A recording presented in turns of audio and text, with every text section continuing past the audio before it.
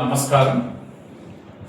అంతర్జాతీయంగా జరుగుతున్న పరిణామాల రీత్యా ప్రజలందరూ కూడా ఆందోళన చెందుతూ గ్యాస్ షార్టేజ్ ఉంటాయి, ఏదైతే డొమెస్టిక్ సిలిండర్స్ షార్టేజ్ ఉంటుంది, మనం ఎక్కువ బుక్ చేసుకొని నిల్వలు పెట్టుకుంటే మంచిదని ఆందోళనలో ప్రజలు ఉన్నారు.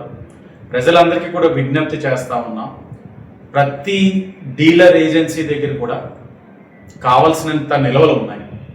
అలాగే ఇప్పుడు ఆ డీలర్ ఏజెన్సీస్ అందరితో కూడా సమీక్షించడం జరిగింది. మీ అందరికీ కూడా తెలియజేసేది ఏంటంటే,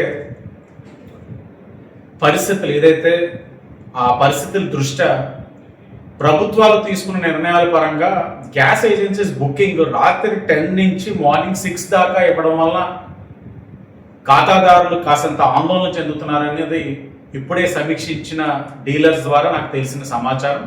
అది కూడా జాయింట్ కలెక్టర్ గారి దృష్టికి తీసుకెళ్ళి ఆ డీలర్ ఎవరైతే ఉన్నారో ఆ ఓనర్స్తో కూడా మాట్లాడి, ఆ కంపెనీస్తో కూడా మాట్లాడి దాన్ని ఎలా సరి చేయాలన్నది ఒక అంశం అయితే, రెండవది ఈ ఆన్లైన్ బుకింగ్ నెంబర్ ఏదైతే ఉందో ఓవర్లోడ్ అయిపోవడం వల్ల పని చేయట్లేదు అన్నది కూడా చాలామంది మాకు వివిధ మాధ్యమాల ద్వారా తెలియజేస్తా ఉన్నాం. కాబట్టి ఆ బుకింగ్ ఆన్లైన్ నెంబర్ కానీ పని చేయకపోతే ప్రత్యామ్నాయంగా ఏం చేయాలన్నది కూడా ఇప్పుడే అధికారులు, ఉన్నతమైన అధికారులతో మాట్లాడడం జరిగింది. ప్రభుత్వం కూడా, గౌరవ ముఖ్యమంత్రి గారు కూడా సమీక్షించడం జరిగింది.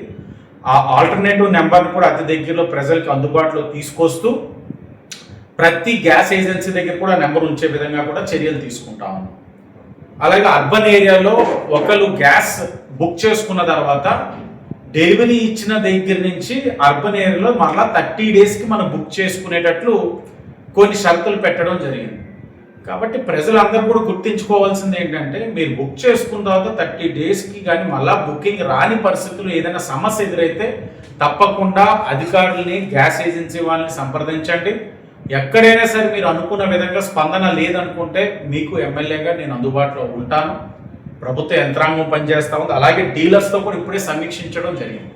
వాళ్ళందరికీ కూడా చెప్పాం, ఇది మనం అనుకోలేని పరిణామం. ప్రపంచ దేశాలు వార్ నడుస్తున్న పరిస్థితుల రీత్యా వచ్చిన తలెత్తిన సమస్య. ఇలాంటి పరిణామంలో డీలర్స్ కూడా కాసంత బాధ్యతగా ఉండాలి. ఎక్కడ బ్లాక్ మార్కెట్కి అవకాశం లేకుండా కూడా వాళ్ళు కూడా కృషి చేయాలని కూడా వారు తెలియచేయడం జరిగింది. నేను ప్రజలకు కూడా విజ్ఞప్తి చేస్తూ ఉన్నాను, బ్లాక్ మార్కెట్ అన్న పదం రాకూడదు. ఏ డీలర్స్కి చెప్పడం జరిగింది, అధికారులకి చెప్పడం జరిగింది.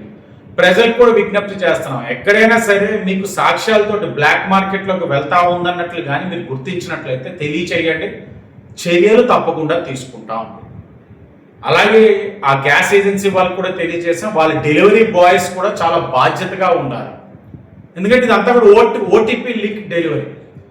మీరు ఆన్లైన్లో బుక్ చేసుకున్న తర్వాత ఏజెన్సీకి లింక్ అయిన తర్వాత వాళ్ళు ఓటీపీ ద్వారా మీకు ఇచ్చిన తర్వాత, డెలివరీ ఇచ్చిన తర్వాత ఓటీపీ మీరు చెప్పిన తర్వాత క్లోజ్ అవుతుంది డెలివరీ. కాబట్టి ఓటీపీ జనరేటెడ్ డెలివరీ కాబట్టి ఎక్కడైనా సరే తప్పులు జరగడానికి అవకాశం లేని విధంగా ఉన్న సిస్టంలో ఎవరైనా తప్పులు చేస్తే కఠినమైన చర్యలు తప్పవు.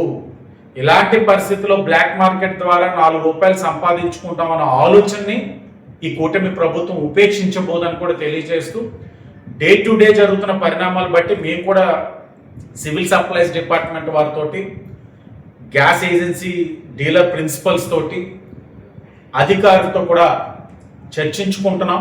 ప్రజలకు ఎక్కడా కూడా ఏ విధమైన ఇబ్బందులు కలగకుండా చేయాల్సిన కార్యక్రమం అంతా కూడా చేస్తామని మీ అందరికీ తెలియజేస్తూ ధన్యవాదాలు.